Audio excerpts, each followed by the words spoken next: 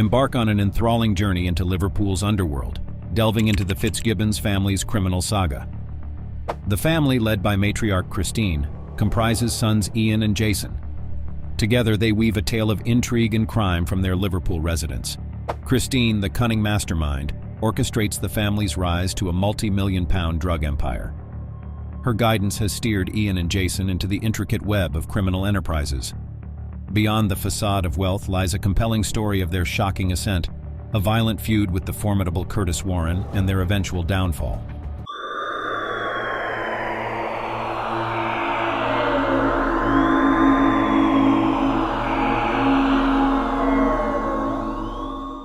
Often dubbed the Sopranos of Merseyside, the Fitzgibbons transcend mere criminality.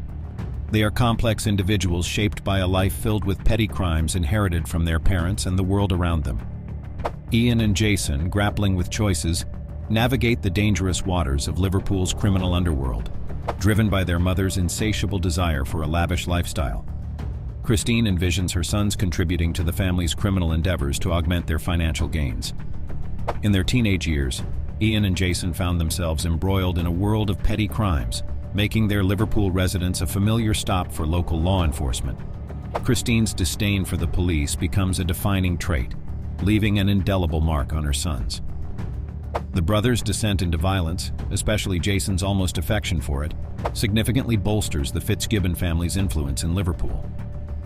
In the mid-1980s, during Liverpool's tumultuous Smack City era, they expanded their turf for cannabis distribution. The city's strategic location as a direct route from South America positions it as an ideal hub for the rising demand for the notorious white powder in Europe. Under Christine's guidance, Ian and Jason navigate a fortuitous position, progressing from modest cannabis sales to the pinnacle of underworld profitability by moving cocaine. Ian assumes the role of the savvy businessman, understanding market dynamics, supply and demand intricacies, and adept negotiation skills. Their ascent unfolds against the backdrop of a city gripped by drug-related turmoil, with the Fitzgibbon family emerging as key players. Jason, maintaining his role as the aggressive force, settles conflicts with fists rather than words. Overseeing both brothers, Christine holds the reins, guiding the Fitzgibbons as they grow. However, a formidable challenge arises in the form of Curtis Warren, a rival narcotic seller. The rivalry intensifies into an all-out feud, marked by tragic events and escalating violence. In the midst of the turmoil, innocent civilians, police officers, and the criminals themselves bear the brunt of the chaos.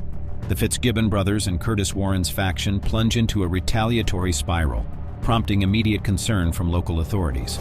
However, a significant turning point occurs when Curtis Warren flees the country, leaving the Fitzgibbons on the brink of unrivaled dominance in Liverpool.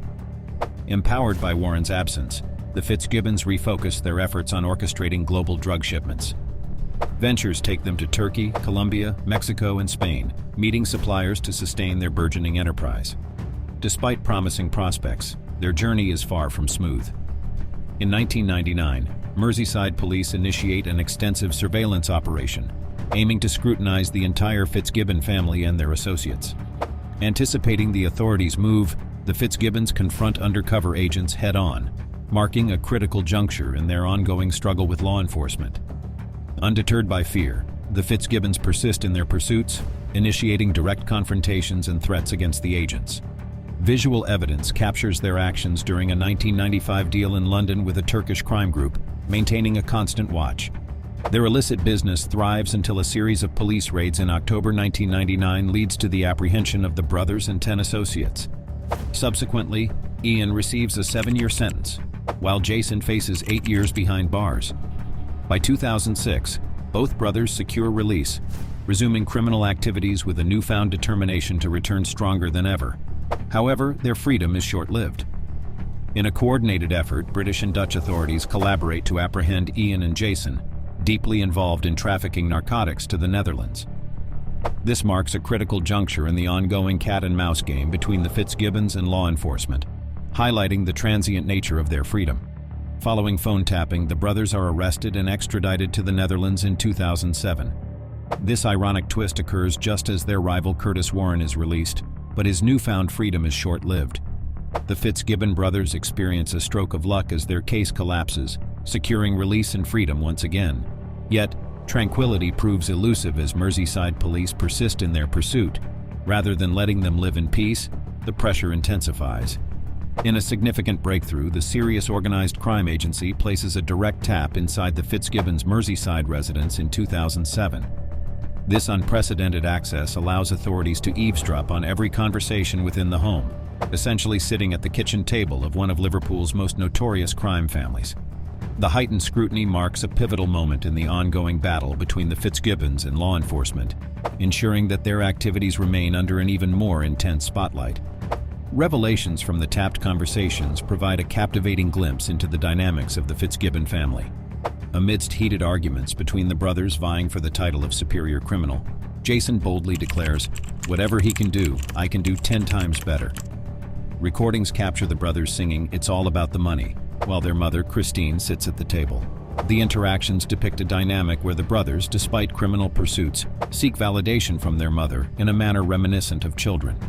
The hierarchy within the family becomes evident through these recordings, with Mother Christine reigning supreme while her two sons battle for dominance. In March 2011, Jason Fitzgibbon's impulsiveness surfaces in an altercation stemming from a soured car deal. Jason and an associate assault car salesman, Michael Scraggs, inflicting a severe beating simply because Michael couldn't provide the desired BMW X5 for Jason's girlfriend. Although this incident is reported to the police, their focus expands beyond a single assault. Law enforcement aims to dismantle the entire organization due to their proximity. The police learn that the Fitzgibbon family is orchestrating a heroin shipment from Turkey.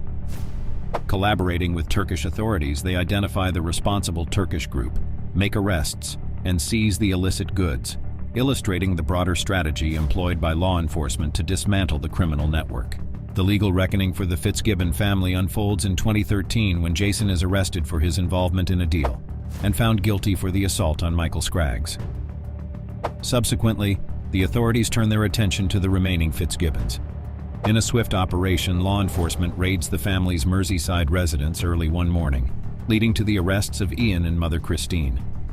The raid yields a staggering discovery: more than £182,000 hidden in plastic grocery bags beneath the floor. The arrest of the entire Fitzgibbon family marks a significant moment, exposing the intricate web of criminal activities that sustained them. Despite substantial wealth, Mother Christine continues to collect unemployment and other benefits, amounting to £1,500 per month. Legal proceedings conclude with Ian receiving a 16-year sentence, Jason facing 14.5 years for his role in attempting to flood the country with narcotics, and Christine serving a 2-year sentence for money laundering.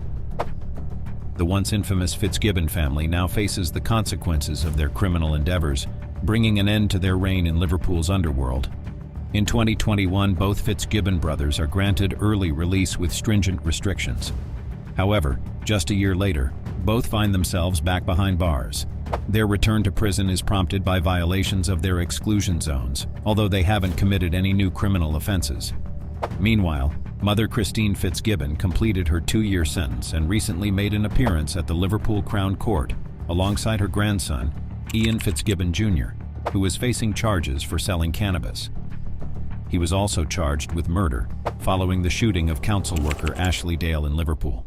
Fitzgibbon was also charged with conspiracy to murder Lee Harrison, possession of a prohibited weapon with intent to endanger life. Sean Zeiss, Niall Barry, James Witham, and Joseph Peers were found guilty of Ms. Dale's murder in November. Witham was jailed for a minimum of 43 years. Barry, who was described by the prosecution as the malign presence behind Dale's killing, was sentenced to a minimum of 47 years.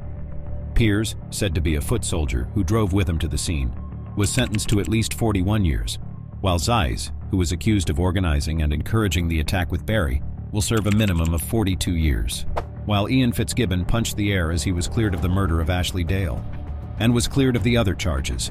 Will Ian Fitzgibbon see this as a second chance to turn his life around, or will Mother Christine embark on another criminal enterprise involving her grandson? The situation is open to interpretation, and your insights on this are welcome. Feel free to share your thoughts in the comments below. See you on the next video.